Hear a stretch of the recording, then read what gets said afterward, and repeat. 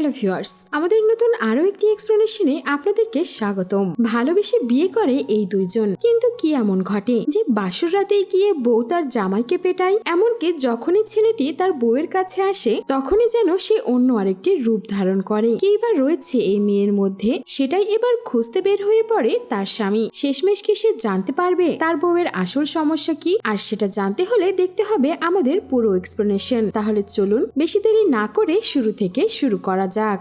সিনেমার শুরুতেই আমরা আনন্দী নামের একটি মেয়েকে দেখতে পাই, যে কিনা একাই নিজের জীবন উপভোগ করে, বিভিন্ন জায়গায় ঘুরে বেড়ায় এবং আনন্দ করে। তখনই একটি জায়গায় গিয়ে সে দেখতে পায় রাঘব নামের একটি ছেলে মদ খেয়ে নিজের জীবন দিতে যাচ্ছে। আনন্দী তখন ছেলেটির কাছে গিয়ে জিজ্ঞেস করে, কি ব্যাপার, কি হয়েছে আপনার, যার জন্য আপনি এমনটা করছেন? আপনার সমস্যার কথা আমার সঙ্গে শেয়ার করুন, তারপর আপনার যা ইচ্ছে হয় সেটি আপনি করতে পারবেন। রাঘব তখন মেয়েটিকে রেগে গিয়ে বলে, আপনি আমাকে নিয়ে এই সময়েও মজা করছেন? আপনি দেখতে পাচ্ছেন না আমি কি করতে যাচ্ছি? আনন্দী তখন ছেলেটিকে বলে, আপনি তো মরে যাবেন, কিন্তু আপনি মরে যাবার পর তো আমাকে মানুষকে বলতে হবে আপনি কেন এটা করেছেন আর কি কারণে করেছেন, নইলে তো মানুষ আমার উপরে সন্দেহ করবে, কারণ মৃত্যুর সময় তো আপনার পাশে আমিই দাঁড়িয়ে আছি আর এইটা তো সবাই দেখে ফেলেছে। রাঘব তখন মেয়েটিকে বলে, আমার জীবনে কিছুই স্থায়ী নয়। এরপরেই সিন চলে যায় ফ্ল্যাশব্যাকে। তখন আমরা দেখতে পাই রাঘব একটি মিডল ক্লাস ফ্যামিলির ছেলে।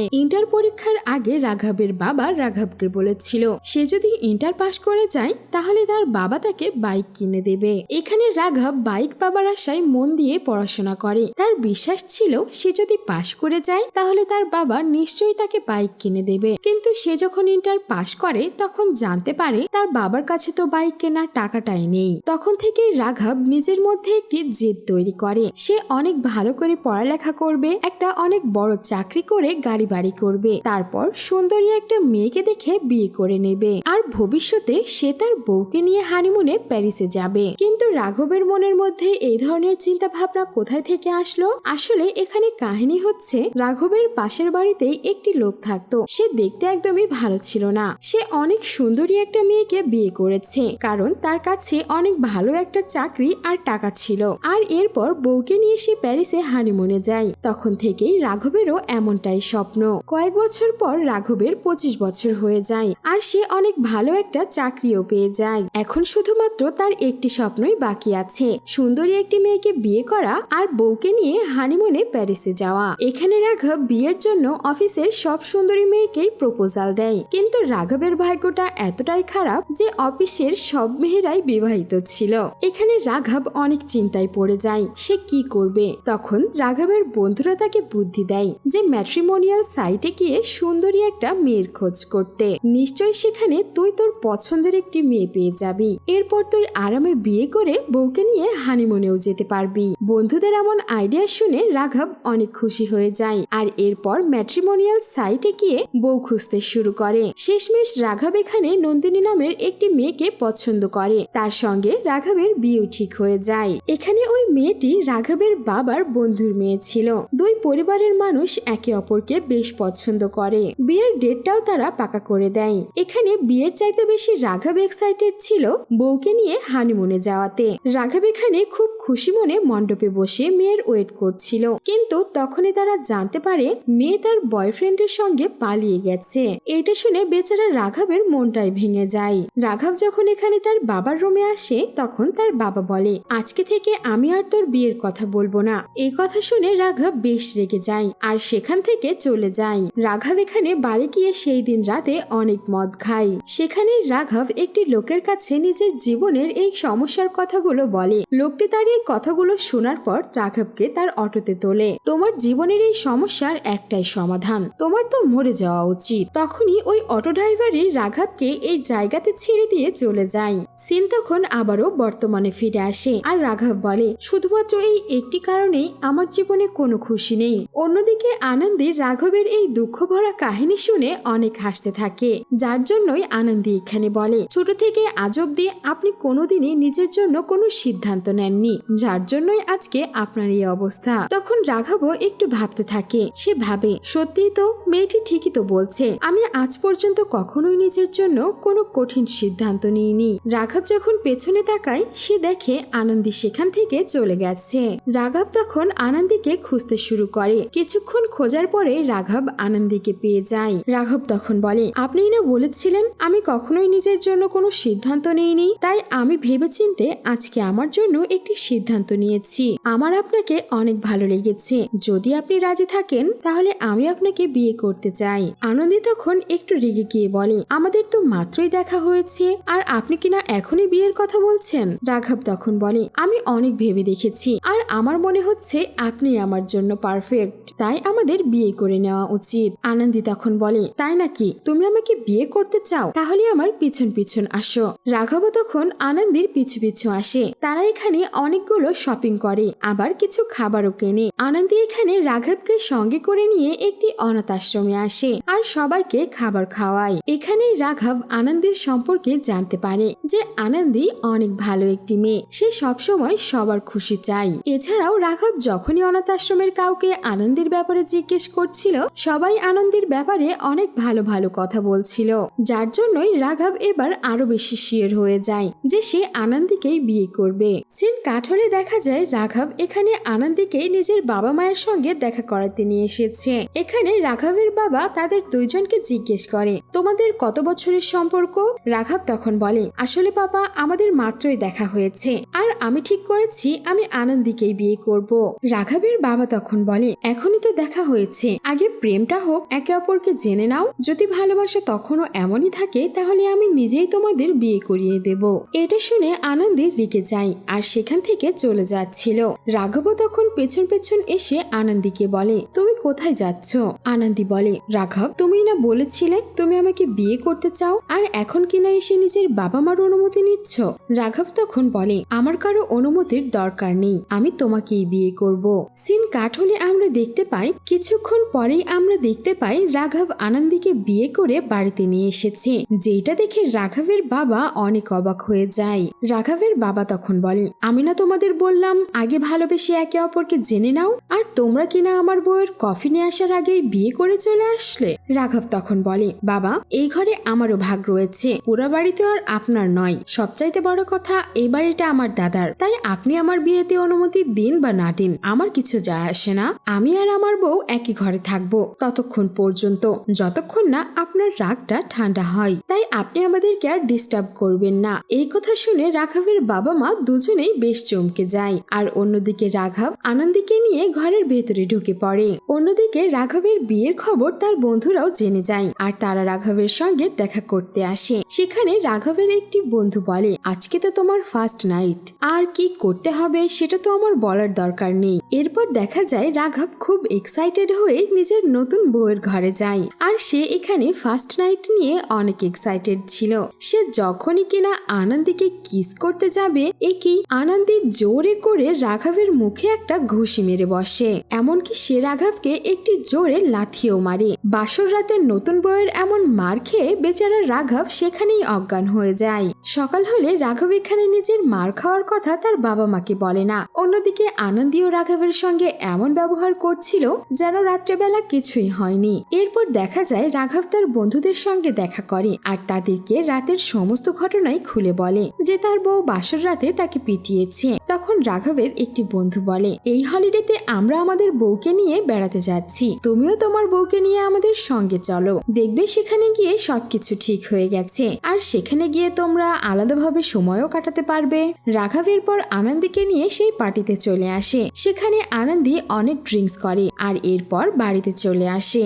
আনন্দী তখন রাঘবকে বলে, রাঘব তুমি কি আমাকে ভালোবাসো না? যদি ভালোবেসে থাকো তাহলে আমাকে কিস করো। আর এরপর এই কথা বিশ্বাস করে বেচারা রাঘব যখন আবারও নিজের বউকে কিস করতে যায়, তখন আনন্দী আবারও রাঘবকে ইচ্ছে মতো পিটায়। আর ঠিক আগের মতোই সকাল হলে আনন্দী আবারও সবকিছু ভুলে যায়। এখানে রাঘব কিছুতেই বুঝতে পারছিল না আনন্দী কেন এমন ব্যবহার করছে।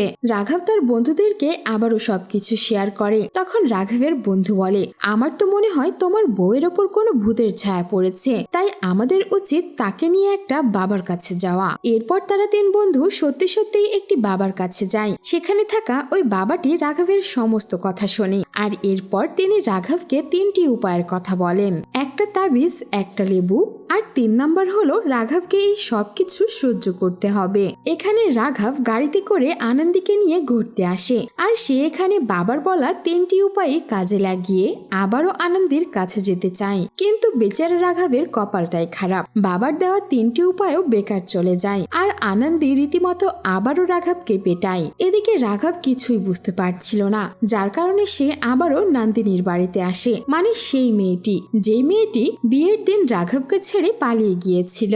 এখানে নন্দিনীর স্বামী দরজা খোলে। রাঘব এখানে দেখে নন্দিনী আর তার স্বামী অনেক সুখেই রয়েছে। আর এরপর রাঘব নন্দিনীকে নিজের সমস্যার কথা খুলে বলে। সে বলে, আমি জানি তুমি একজন সাইকিয়াট্রিস্ট, যার কারণে তুমি আমাকে সাহায্য করতে পারো। নন্দিনী তখন বলে, ঠিক আছে, যেহেতু আমার জন্য তোমার বিয়ে একবার ভেঙে গিয়েছিল, তাই আমি তোমার বউয়ের সঙ্গে দেখা করে তোমার সমস্যার হাল বের করব। পরের দিন তারা 4 জন মিলে একটি রেস্টুরেন্টে দেখা করে, আর সেখানে রাঘব আনন্দীর সঙ্গে নন্দিনীর দেখা করিয়ে দেয়। আর এরপর নন্দিনী কিছুক্ষণ কথা বলার পর বুঝতে পারে আসলে আনন্দীর স্প্লিট পার্সোনালিটি ডিসঅর্ডারের অসুখ রয়েছে। এখানে সে রাঘবকে এটাও বলে, যখনই তুমি আনন্দীকে কিস করতে চাও, তখনই তার মধ্যে লুকিয়ে থাকা আদি নামের অন্য আরেকটি ক্যারেক্টার বাইরে বের হয়ে আসে, আর সে তোমাকে মারধর করে। যতক্ষণ আদি ওর মধ্যে আছে ততদিন পর্যন্ত তুমি ওকে ছুতেও পারবে না। রাঘব এখানে বেশ চিন্তায় পড়ে যায়, আর সে জিজ্ঞেস করে, এই অসুখের কি কোনো চিকিৎসা নেই? নন্দিনী তখন বলে, প্রতিটি ডিসঅর্ডারেরই থেরাপি রয়েছে, আমাদের শুধু এইটা খুঁজে বের করতে হবে কেন আনন্দীর এই রোগটা হয়েছে। সেই ঘটনাকে আবারও পুনরায় ক্রিয়েট করতে হবে, যাতে করে সে সুস্থ হতে পারে। এখানে রাঘব বুঝতেই পারছিল না সে কিভাবে এইটা জানতে পারবে যে কেন আনন্দীর সঙ্গে এমনটা হয়েছে, কিন্তু সে ঠিক করে নেয় যে করেই হোক না কেন সে আনন্দীকে ঠিক করেই ছাড়বে। কিছুদিন খোঁজ খবর নেওয়ার পর রাঘব এখানে একটি বয়স্ক লোকের কাছে আসে। রাঘব ওই লোকটিকে গিয়ে বলে, আমার বউ আপনার সঙ্গে দেখা করতে চাই। আর এরপর ওই বুড়ো লোকটিও আনন্দীর সঙ্গে দেখা করতে আসে। ওই লোকটিকে দেখার পর আনন্দী ভয় পেয়ে যায়, আর তার মনে পড়ে ওই লোকটি একবার আনন্দীর সঙ্গে বাজে কাজ করতে চেয়েছিল। এখানে ওই লোকটিও আনন্দীকে দেখে অনেক ভয় পেয়ে যায়, আর তার পায়ে ধরে বলে, প্লিজ এই কথা কাউকে বলো না, নইলে আমার মান ইজ্জত সব চলে যাবে। আনন্দীও তখন বলে, তুমি আমার সঙ্গে যেটাই করতে চেয়েছো সেটা গিয়ে নিজের মেয়ে আর নাতনিকে গিয়ে বলো, তাহলে আমি কাউকেই কিছু বলবো না। ওই লোকটি তখন কাঁদতে কাঁদতে আনন্দীর কথা মেনে নেয়, আর এরপর আনন্দী আর রাঘব সেখান থেকে চলে আসে। রাঘব এখানে যেতে যেতে আনন্দীকে বলে, তুমি ওই বুড়োকে ছেড়ে দিলে কেন, যে তোমার সঙ্গে এতটা খারাপ করতে চেয়েছিল? আনন্দী তখন বলে, যারা এর চাইতেও খারাপ কিছু করে তাদের কি শাস্তি পাওয়া উচিত। বুড়ো এমনিতেই নিজের অপরাধ বোধে অর্ধেক আগেই মরে গেছে, আর এইবার তো সে নিজের আত্মসম্মানও হারিয়ে ফেলেছে, ওর জন্য এই শাস্তি যথেষ্ট। রাঘব এখানে ভাবছিল হয়তোবা আনন্দী ঠিক হয়ে যাবে, আর হয়ও এমনটা। কিন্তু কিছুক্ষণ পরেই আনন্দীর মধ্যে থেকে বেরিয়ে আসে আদি। সে রাঘবকে বলে, তুমি ভালো ছেলে, আশা করি তুমি আনন্দীর খেয়াল রাখবে। এটা বলে সে সেখান থেকে চলে যায়। রাঘব এখানে অনেক খুশি ছিল যে আনন্দী সুস্থ হয়ে গেছে, আর এরপর তারা 2 জন কাছাকাছি আসবে। এইভাবেই খুশি খুশি বেশ কয়েকটা দিন কেটে যায়। আর এরপর একদিন দেখা যায় তারা রেস্টুরেন্ট থেকে বাইরে বের হচ্ছে। ঠিক তখনই আনন্দী ট্রাকের সামনে দাঁড়িয়ে পড়ে। ট্রাকটি এখানে আনন্দীকে খুব জোরে টক্কর মারে, আর এইটা দেখে রাঘব বেশ ভয় পেয়ে যায়। রাঘব এখানে আনন্দীকে হাসপাতালে নিয়ে আসে, আর সেই হাসপাতালে নন্দিনীও ছিল। কিন্তু এখানে অ্যাক্সিডেন্টের কারণে আনন্দীর মধ্যে থেকে আবারও আদি নামের ওই ক্যারেক্টারটি বাইরে বের হয়ে আসে। এখানে আদি রাঘবকে অন্য গলায় বলে, তুমি একটা দিনও আনন্দীর খেয়াল রাখতে পারলে না, তুমি আনন্দীকে ডিজার্ভ করো না, কেন তুমি ওকে বিয়ে করেছো? ওকে ছেড়ে দাও আর এখান থেকে দূরে চলে যাও। রাঘব এইটা শুনে অনেক ভয় পেয়ে যায় আর বাইরে চলে যায়। রাঘব তখন তার 2 বন্ধুকে নিয়ে নন্দিনীর কাছে আসে। তখনই নন্দিনী তাদেরকে বলে, আসলে আনন্দীর স্প্লিট পার্সোনালিটি ডিসঅর্ডার নেই, মাল্টিপল পার্সোনালিটি ডিসঅর্ডার রয়েছে। আনন্দীর মধ্যে আরো অনেকগুলো ক্যারেক্টার লুকিয়ে আছে। বিভিন্ন পরিস্থিতিতে তারা এক এক করে বাইরে বের হয়ে আসে। আনন্দীর ব্যাপারে এই কথা শুনে রাঘবের পায়ের নিচ থেকে যেন মাটি সরে যায়। সে ভাবতে থাকে, দুনিয়ার সমস্ত বিপদই কি শুধুমাত্র তার মাথার উপরেই আসে? এর পরের সিনেই আমরা জানতে পারি আনন্দের ভেতরে আদি নামের ক্যারেক্টারের সঙ্গে সঙ্গে ঝাঁসি, মায়া, শ্রী আর বেদি নামের ক্যারেক্টার রয়েছে। প্রতিবারই কেউ না কেউ বাইরে বের হয়ে আসে। রাঘব এখানে বুঝে গিয়েছিল এই সমস্ত ক্যারেক্টার আনন্দের মধ্য থেকে শুধুমাত্র এই জন্যই বাইরে বের হয়ে আসে যাতে তারা ছেলেদের হাত থেকে তাকে বাঁচাতে পারে। এই সবকিছু দেখার পর রেগে গিয়ে রাঘবের বন্ধু তাকে বলে, তুই আনন্দীকে ছেড়ে দে। কিন্তু রাঘব বলে, আমি কোনোদিনই তাকে ছাড়তে পারবো না। আমি মরতে গিয়েছিলাম, তখন ওই মেয়েটি আমাকে সিদ্ধান্ত নিতে শিখিয়েছে, আমাকে বাঁচতে শিখিয়েছে। আমাকে সে বলেছিল সমস্যার সমাধান করতে, নাকি সেই সমস্যা থেকে পালিয়ে যেতে। তাহলে আমি কি করে ওই মেয়েটিকে ছেড়ে দেব বল? আমি ততক্ষণ পর্যন্ত ওর জন্য লড়াই করে যাব যতক্ষণ পর্যন্ত ও ঠিক না হয়ে যায়। এরপর থেকে রাঘব আনন্দের আরো বেশি খেয়াল রাখতে শুরু করে। রাঘব আর আনন্দী একটি জায়গাতে বসেছিল। তখন আনন্দের ভেতর থেকে একা একাই তার সমস্ত ক্যারেক্টার বাইরে বের হয়ে আসে আর তারা মিলে ঠিক করে তারা কখনোই রাঘবকে আনন্দের কাছাকাছি আসতে দেবে না। রাঘবকে তারা আনন্দের জীবন থেকে বাইরে বের করে দেবে। রাঘবও সেখানে বসে থেকে আনন্দের ভেতরের ক্যারেক্টারগুলোর এই সমস্ত কথা শুনছিল আর মন খারাপ করছিল। কিছুদিন পর আনন্দীও বুঝতে পারে তার মধ্যে নিশ্চয়ই কোনো সমস্যা রয়েছে। সে 8-10টা নর্মাল মানুষের মতো নয়। সে রাঘবকে গিয়ে বলে, তুমি আমাকে ছেড়ে দাও, আমার জন্য কেন তুমি এত কষ্ট করবে?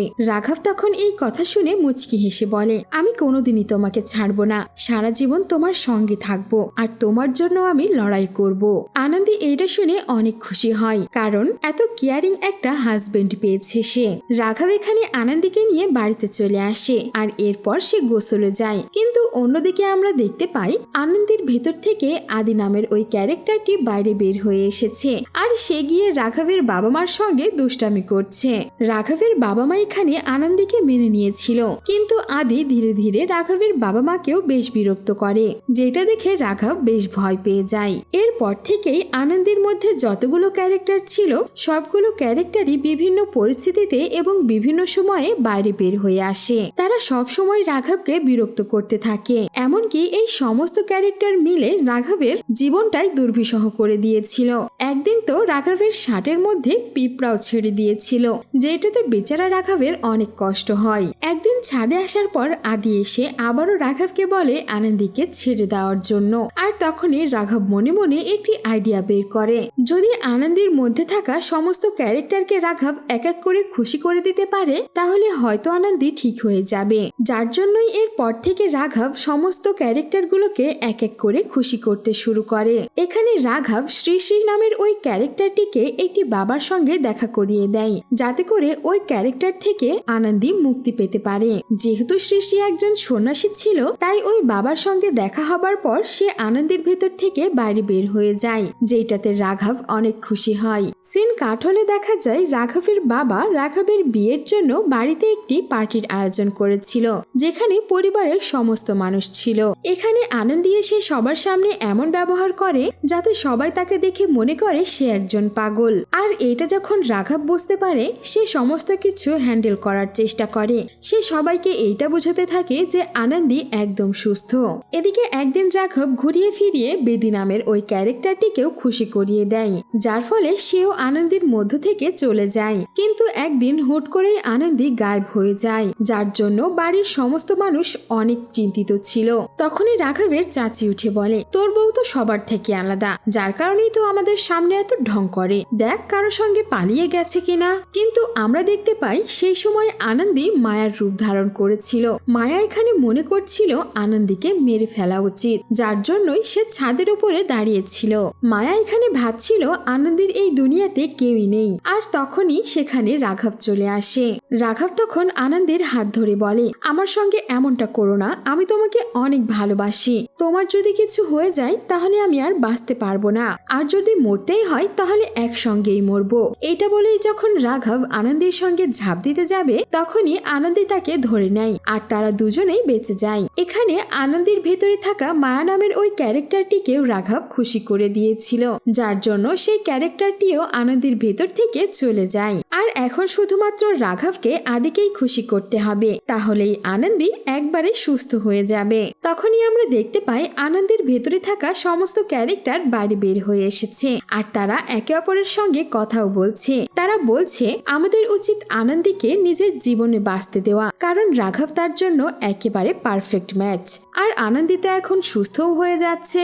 একদিন রাঘব আর তার পুরো পরিবার একটি অনুষ্ঠানে গিয়েছিল। তখনই সেখানে আধ্যা নামের একটি মেয়ে ফোন করে রাঘবকে বলে, আমি আপনার সঙ্গে জরুরি কথা বলতে চাই, আপনি আমার সঙ্গে এখনই দেখা করতে আসুন। রাঘব তখন সেই মেয়েটির সঙ্গে দেখা করতে চলে যায়। রাঘব সেই রেস্টুরেন্টে এসে মেয়েটির সঙ্গে দেখা করে। আর আধ্যা নামের ওই মেয়েটি বলে, রাঘব তুমি প্রিয়ার সম্পর্কে কি বা জানো? তখন রাঘব বলে, প্রিয়াকে? রাঘব তখন সেখান থেকে চলে যাচ্ছিল। তখনই ওই মেয়েটা বলে, তোমার বউ আনন্দী হলো প্রিয়া। তুমি যাকে আনন্দী মনে করেছ সেটা আসলে তার একটি ক্যারেক্টার। সেখানে ওই মেয়েটি বলে, প্রিয়া অনেক বড় লোকের একটি মেয়ে। প্রিয়ার এখানে এই ডিসঅর্ডার ছোটবেলা থেকেই হয়ে গিয়েছিল, কারণ তার মা বাবা কখনোই তাকে সময় দিত না, তাকে বাইরে বের হতে দিত না। এমনকি প্রিয়ার পড়াশোনাও বাড়িতেই শেষ করেছে, যার জন্যই নিজের একাকিত্ব দূর করতে প্রিয়া নিজেই এই ক্যারেক্টারগুলোকে নিজের মধ্যে নিয়েছে। আধ্যা এখানে রাঘবকে এটাও বলে, প্রিয়ার মা বাবা জানতে পেরেছে সে কোথায় আছে, যার কারণে তারা প্রিয়াকে নিতে আসছে। এখানে রাঘব বেশ অবাক হয় যে আনন্দীয় একটা শুধুমাত্র ক্যারেক্টার। আধ্যা এখানে এটাও বলে, প্রিয়া যখন তার মা বাবার সামনে থাকে তখন সে একেবারে সুস্থ হয়ে যায়। তার তখন মনেও থাকে না যে সে কোনোদিন আদি বা আনন্দীর ক্যারেক্টারে ছিল, যার কারণে এখন ওর মা বাবা তোমার বাড়ি থেকে ওকে নিতে আসতেছে। রাঘব তখন জলদি জলদি বাড়িতে আসে, কিন্তু ততক্ষণে অনেক দেরি হয়ে যায়। সে এসে জানতে পারে প্রিয়ার বাবা মা এসে তাকে নিয়ে চলে গেছে। প্রিয়া যখন তার মা বাবার সামনে এসেছিল তখনই সে একবারে সুস্থ হয়ে গিয়েছিল। প্রিয়া নিজের বাড়িতে চলে যাবে, যার কারণে আধ্যা এখানে শেষবারের মতো রাঘবের সঙ্গে প্রিয়াকে দেখা করাতে নিয়ে আসে। আর অন্যদিকে আধ্যা প্রিয়াকে সমস্ত ঘটনা খুলে বলেছিল। প্রিয়া এখানে রাঘবকে বলে, আসলে আমি আমার অসুখের সম্পর্কে কিছুই জানতাম না, তাই আমি যখন ওই ক্যারেক্টারে ছিলাম তখন আপনার সঙ্গে যা কিছু করেছি তার জন্য আমাকে ক্ষমা করে দিয়েন। রাঘব তখন বলে, আমি আপনাকে ভালোবেসে ফেলেছি, আপনি আমাকে বাঁচতে শিখিয়েছেন। সে এটাও বলে, আনন্দী সবসময় অনেক খোলামেলা স্বভাবের ছিল, সে জীবনকে উপভোগ করত।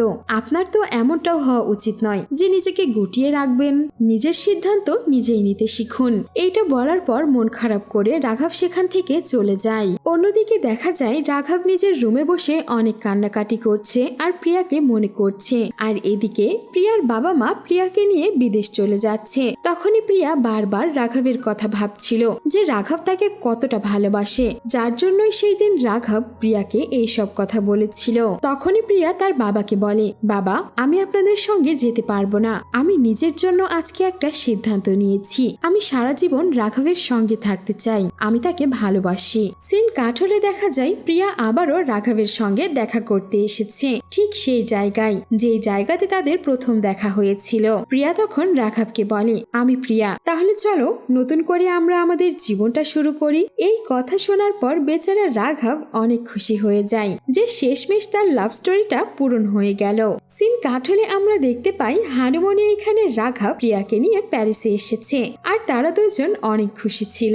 এমনই একটি সিন দেখিয়ে আজকের এই সিনেমাটি এখানেই শেষ হয়ে যায়। সো ভিউয়ার্স, আমাদের আজকের এই সিনেমা আপনাদের কেমন লেগেছে তা অবশ্যই আমাদের কমেন্ট বক্সে জানিয়ে দিতে ভুলবেন না। আর এমনই সুন্দর সুন্দর সিনেমার এক্সপ্লেনেশন শুনতে হলে আমাদের চ্যানেলটিকে সাবস্ক্রাইব করে ফেলুন। ধন্যবাদ।